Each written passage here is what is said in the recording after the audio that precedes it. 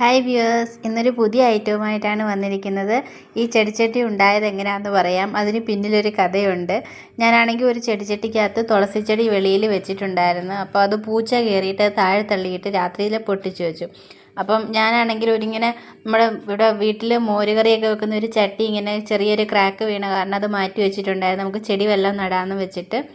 അപ്പം അതെടുത്ത് രാത്രി തന്നെ പെയിൻറ്റ് ചെയ്ത് വെച്ച് അതിനകത്ത് നമുക്ക് ചെടി നട്ടു വെക്കാമെന്ന് വിചാരിച്ചു. പിന്നെ വിചാരിച്ച് അതിനകത്ത് നട്ടിട്ട് വെളിയിൽ വെച്ചിരുന്നാൽ അത് പൂച്ച തട്ടിയിട്ട് പൊട്ടിക്കും. അതുകൊണ്ട് നമുക്ക് അത് അകത്ത് എന്തെങ്കിലും വെക്കാമെന്ന് വിചാരിച്ചിട്ട് അങ്ങനെ ചെയ്തു. അങ്ങനെ പെയിൻറ്റൊക്കെ ചെയ്ത് വെച്ചു. അപ്പോൾ പെയിൻറ്റ് ചെയ്തുകൊണ്ടിരുന്നപ്പം പിന്നെ അബിക്കും പെയിൻറ്റ് ചെയ്യണമെന്ന് പറഞ്ഞ്, അപ്പോൾ അവൻ്റെ ആഗ്രഹമല്ലേ ചെയ്യട്ടെ എന്ന് വിചാരിച്ച് അവനെ കൊണ്ട് കുറച്ച് പെയിൻറ്റൊക്കെ ചെയ്യിച്ചു.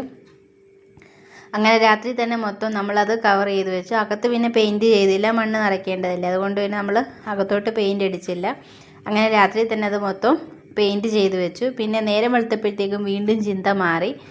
അപ്പം പിന്നെ നമ്മൾ നമ്മൾ എണ്ണയൊക്കെ വാങ്ങിക്കുമ്പോൾ കിട്ടുന്നൊരു കന്നാസ് ഉണ്ടല്ലോ, അതിനെ നമ്മൾ കട്ട് ചെയ്തിട്ട് അതിനകത്ത് തുളസി ചെടി നടാമെന്ന് വിചാരിച്ചു. അതാകുമ്പം പുറത്ത് വെച്ചിരുന്നതിന് തട്ടിയിട്ടാലും പൊട്ടി പോകത്തില്ലല്ലോ എന്ന് വിചാരിച്ച്.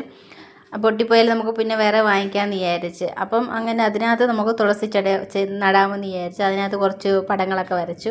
ഇതും കുറച്ച് കലാവിരുദ്ധൊക്കെ കാണിച്ച് ഡെക്കറേറ്റൊക്കെ ചെയ്ത് വെച്ച് അങ്ങനെ വെച്ചിട്ട് രാവിലെ പിന്നെ നമ്മൾ രണ്ടിനകത്ത് മണ്ണൊക്കെ നിറച്ച് അതിനകത്ത് തുളസി ചെടിയും വെച്ചു.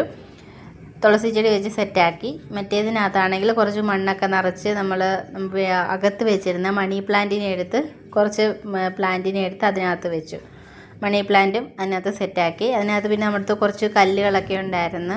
അപ്പോൾ അതിനെയൊക്കെ പറക്കി വെച്ചു. പിന്നെ നമ്മളടുത്ത് നേരത്തെ കുറച്ച് പെയിൻറ്റ് ചെയ്തിരുന്ന കല്ല്, സ്റ്റോൺ പെയിൻറ്റിങ് ചെയ്ത കുറച്ച് ഡിസൈനുള്ള കല്ലുകളൊക്കെ ഉണ്ടായിരുന്നു. അപ്പോൾ അതിനെ കൂടെ ഒക്കെ പറക്കി വെച്ച് കുറച്ച് പോസിറ്റീവ് കോഡ്സും ഒക്കെ എഴുതി വെച്ചു.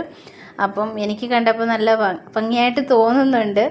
അപ്പം ഈ ഒരു പുതിയ ഐറ്റം ഇഷ്ടപ്പെട്ടെങ്കിൽ കമൻറ്റ് ചെയ്യണേ. അപ്പോൾ നമ്മൾ വേണ്ടാന്ന് വെക്കുന്ന ഒരു സാധനം അതിനെ വീണ്ടും യൂസ്ഫുള്ളാക്കി എടുക്കുന്നതല്ലേ. അപ്പം വീഡിയോ ഇഷ്ടപ്പെട്ടാൽ ഒന്ന് ലൈക്ക് ചെയ്യണേ, ചാനലും കൂടെ സബ്സ്ക്രൈബ് ചെയ്യണം. അപ്പോൾ താങ്ക്സ് ഫോർ വാച്ചിങ്.